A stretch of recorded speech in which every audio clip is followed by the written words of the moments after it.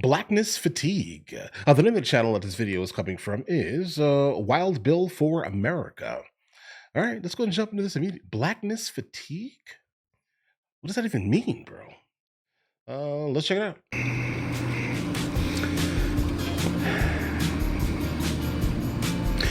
Blackness fatigue is setting in. America is exhausted from dealing with the never-ending complaints and ingratitude of the black community. Black racism against whites and Asians has reached violent proportions, and with the help and funding of the Democrat Party, militant black racism is getting worse. Well, here's a Wild Bill bullet of truth for America. White Americans are the least racist people in the USA, probably the whole world.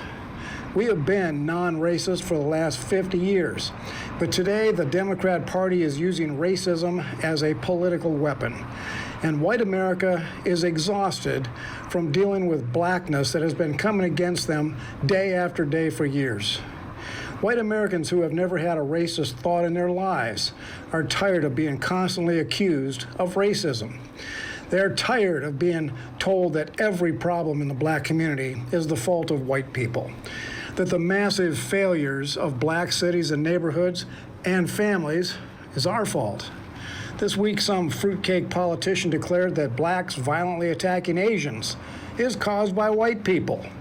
Oh, okay, wait. Okay, hold on, wait. I just wanted to make sure I heard this man out before I said a single thing here, okay? I can definitely tell you this like 1,000%, guys. I've been to over 140 countries, all right? I can definitely tell you the places where things were the worst, almost exclusively due to the color of my skin. That was East Asia, okay? And I mean, period. Like, I mean, if you want to get looked at, I mean, I'm not sure that some people think specifically you eat with your mouth. I don't know, but they stare at you while you're eating. I've never seen one of those eat before. That was a type of feeling that I got basically in East Asia, pretty much all the countries. Name them. Yes. Okay. I can definitely tell you that in the United States of America, because of where I am, where I have been in the country, specifically culturally, I have not experienced much craziness, guys. Like, I hear what everyone says that kind of looks like me, have the same similar skin tone. I just have not experienced these things. I'm not taking away from the fact that you may have, right? But my personal experience would dictate that that's not my American experience, guys, right? Not at all. But again, I grew up very differently than the average person who, let's say, looks like specifically like me here, guys. I also don't adhere to anything that is culturally considered cool or the norm, let's say, in Black American society, let's say. Now, are all Black Americans what we probably run to immediately, guys? Mentally, no, not at all, because I'm Black American and I'm not what is the overall stereotype or perception, let's say. If we're talking about specifically that ilk, I'm tired of that also. Okay, period. I don't even like. I am not specifically happy that it exists, guys. I mean, listen, you don't need to be so adversarial, let's say, at all towards each other. That's the reality of the situation here. If that's what he's talking about, I hear him, guys. I hear him. How he's saying it is intriguing, let's say, to say the least here.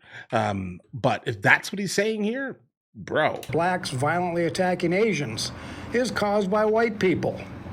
No Explain matter that what one. white people do or say, they are slandered as villains by blacks who are determined to punish white Americans simply for being white. They are unappeasable.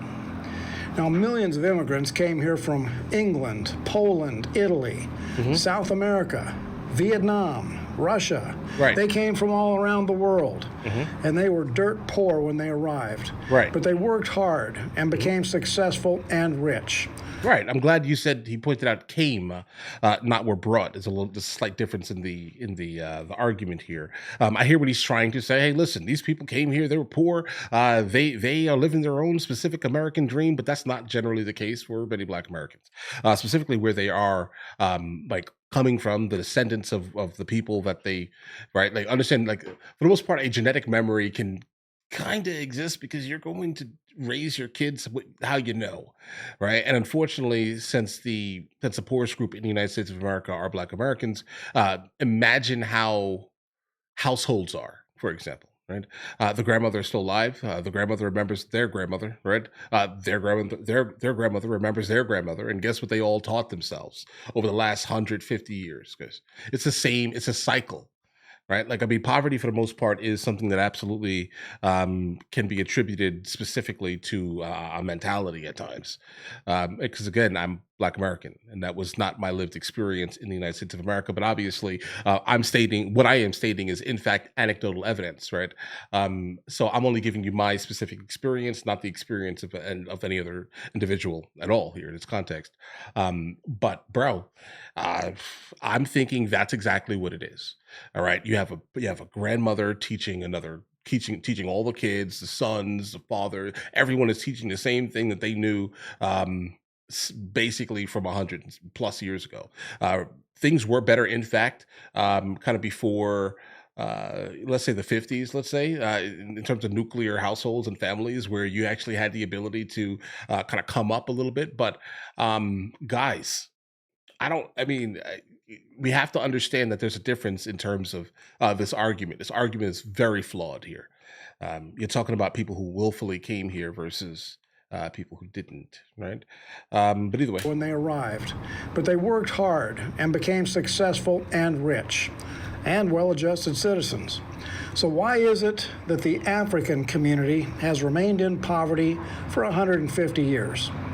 We built nice new apartment buildings that quickly became high-crime ghettos.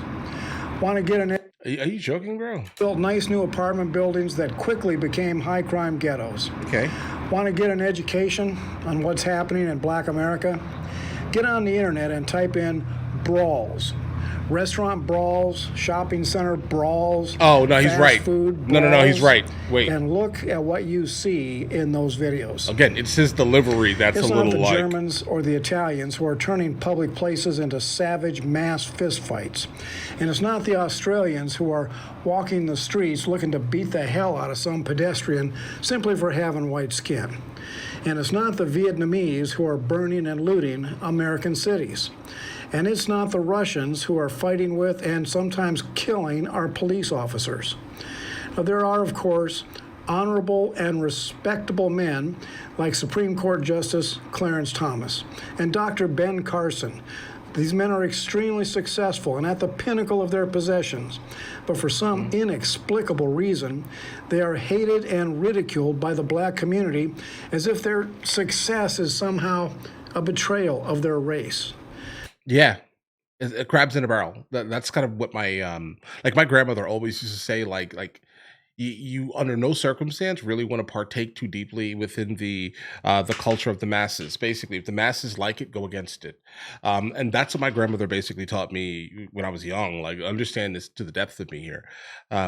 If the entire culture loves it, don't do it. Never. And it specifically is what she said, Black America, guys. So that's the reality of the situation here. He's not wrong here. The people that he did mention there, they are absolutely at the top of their career. They are great members of society. They're not walking around bragging about criminality, et cetera, et cetera, et cetera. They're not doing these things. And again, if this is what he means by Black fatigue, his delivery is terrible, right? But sometimes you kind of need these terrible deliveries, let's say, to kind of get the point across here. He's just being pure logical, and I respect the concept of it again, because he's speaking how I'm not sure I've ever heard anyone speak. I'm just going to be completely honest here. Not on the internet. Not on the internet, guys. This man is sick of it. I agree, though, bro. I'm sick of it too. I don't like the fact that it represents, like, for example, I walk into a room, right, and the rest of the culture follows me, if that makes any sense. Until generally I start speaking and things are understood slightly different, let's say. But yeah, I'm not a fan of it neither, bro. I'm telling you this right now. I don't like it. I don't like none of it. I don't like any type of ghetto hood mentality type of things. I'm not a fan, bro. I'm just gonna be honest. It's not me, and I think personally a lot of my kind of outlook on life kind of changed as I went through my journey of chasing UNESCO World Heritage sites around the world, guys. I had to escape the grips, let's say, of the attractiveness of like the hood type culture. I can't explain it. It's attractive, but I don't want it. Men like Carson and Thomas should be held up as role models and emulated, not hated and criticized. They're always going to be hated. America is suffering from blackness fatigue, and that fatigue is slowly but surely becoming a boiling rage.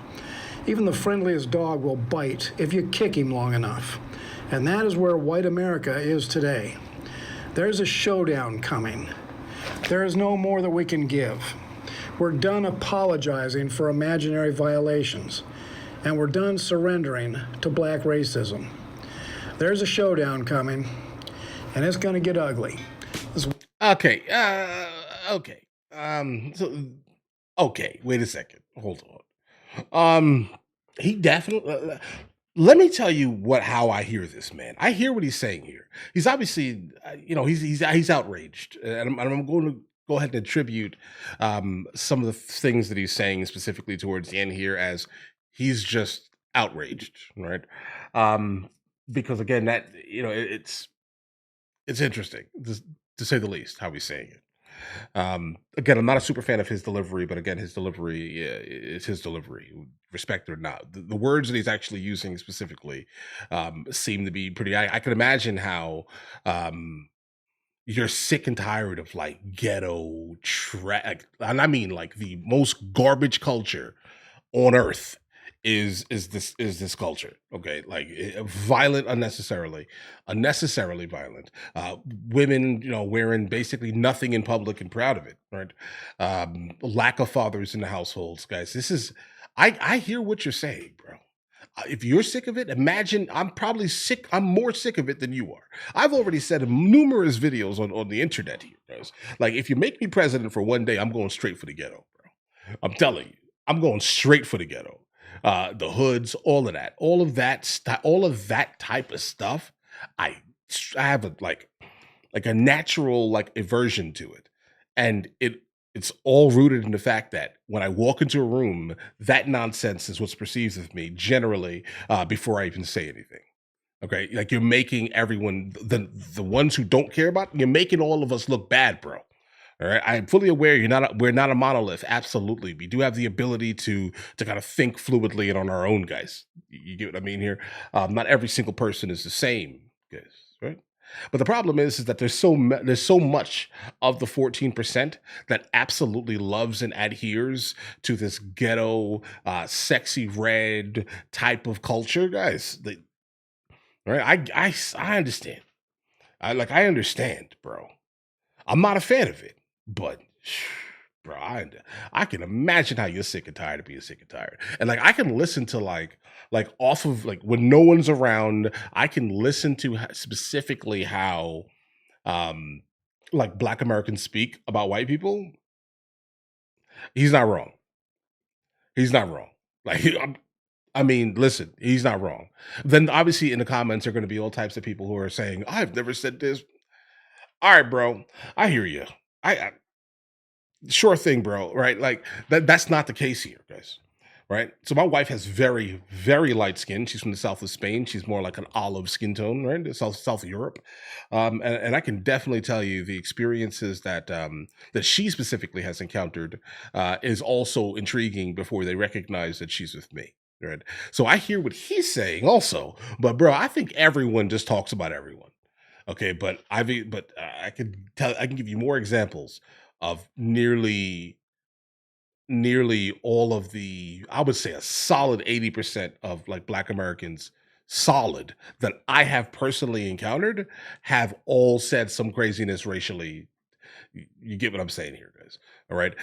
Now the attacking of specifically Asians, I don't understand where that came from like that, but I could definitely tell you right now that the most, without a doubt, the singularly most like racist experiences I've ever had were with East Asians. Right. Like listen to the culture. Right. you'll start to realize that they absolutely have a natural aversion specifically to dark skin. Okay, so just understand that it's like baked into the culture. All right, it's baked in. So I understand. So I can imagine again why there are some black people who are sick of that.